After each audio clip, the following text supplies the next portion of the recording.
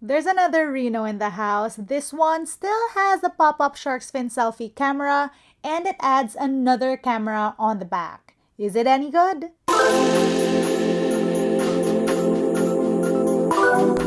We're doing a review today and we're checking out the OPPO Reno 2. Not to be confused by the other, like, what? 8 Renos in the market? The Reno 2 headlines the second wave of Reno releases. This particular phone is said to improve on some things, one of which would be the phone's video shooting capabilities. Of course, when they said that, I was all in. Now, I actually love the OPPO Reno 10x zoom and I've used it to vlog in Japan.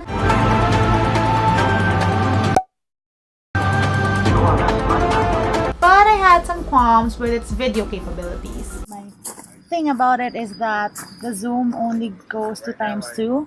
Basically, photos turned out great on the Reno 10x zoom, but you couldn't utilize the other lenses on video mode. Let's see if the Reno 2 improves on that. Another very well designed device, the OPPO Reno 2 has that signature smooth look on the back. There are no camera bumps and you have that little dot that makes sure that your cameras aren't scratched when you put your phone on the table. This is the black version of the device and I think there's a pink one, but they didn't send me that, so I'm sad. This one is actually more blue than black, I think, but that's just me and I want to see color everywhere. Compared to the OPPO Reno 10x zoom, this is thinner and oh my gosh, way lighter. I love using the 10x zoom, but that thing was actually really heavy and it hurt my wrists. Oh, and the case that comes with this phone looks way better and way classier. I love. Also, this thing has an audio port.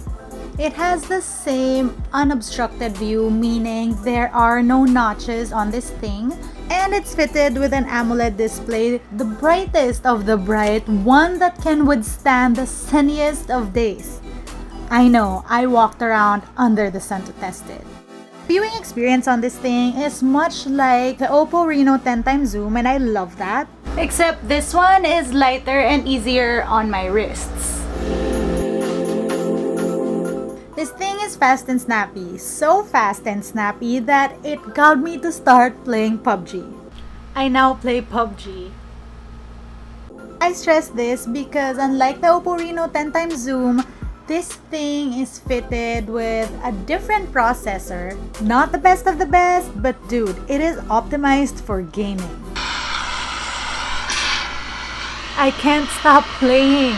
There's also game space that will help you utilize all the gaming you do on this phone. Suffice to say, I had no issues playing my game on the OPPO Reno 2.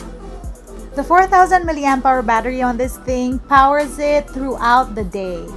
Like, it's so good that on the day that I discovered PUBG and played it almost non-stop the whole day, the phone still lasted around 8 hours. I really can't stop. And if you still want to play more PUBG after 8 hours, you can just plug this thing and VOOC charging will take you around an hour and a half to full charge. The pop-up shark's fin camera is still great for selfies. It still has that signature OPPO beauty mode, which has so many editing options. Once you get how to use this beauty mode without blurring your whole face off or looking like a completely different person, you're gonna love this beauty mode. It's one of my favorite in the market. There are 4 functional cameras on the OPPO Reno 2. It gets from really wide to zoom real quick. That 5x hybrid zoom or that 20x digital zoom is great for getting details.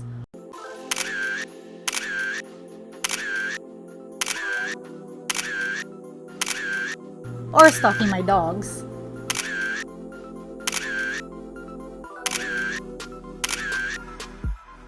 And there's a macro mode now, which is great because this is something that I couldn't do on the OPPO Reno 10x zoom.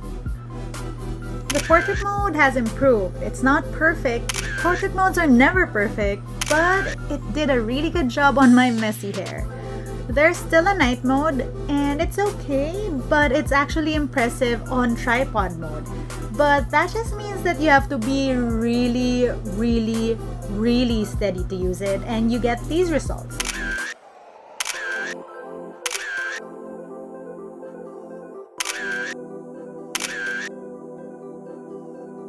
Otherwise, this is what happens. All in all, I'm still very much impressed with this phone's photo taking. On video mode, you can finally use the different cameras and actually toggle through them as you're recording. And feature of the OPPO Reno is this live bokeh background for video. As you can see, everything behind me is blurred out, so it makes sure that you're the center of attention every time you shoot a video. Look at that. This is what it looks like without the bokeh for comparison. You can see everything behind me clearly. And it also works for the rear cameras. As you can see, look at that beautiful blur behind me. It's not really the best. As you can see, the cutout's not that perfect, but that's fair. Granted, there are like 2 phones with this feature in the market right now, the other one being the Samsung Note 10. Super steady mode on video is also a thing now. This is normal mode. This is the ultra steady mode. Other features include sound focus, which we first saw on the OPPO Reno 10x zoom. It zooms into the sound. If you can hear me, this is the zoomed in audio.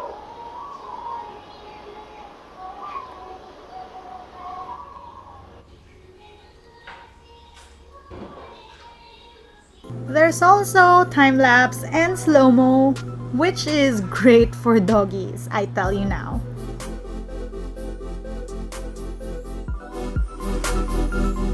So, final thoughts. Well, the OPPO Reno 2 is definitely a well-rounded camera. One I really enjoyed using and having in my hands. Also, I just really love the screen on this thing. Whether it be for everyday use or watching videos or gaming, that unobstructed view is really just my jam. And just like the OPPO Reno 10x zoom, I was impressed with the photo taking capabilities of the OPPO Reno 2.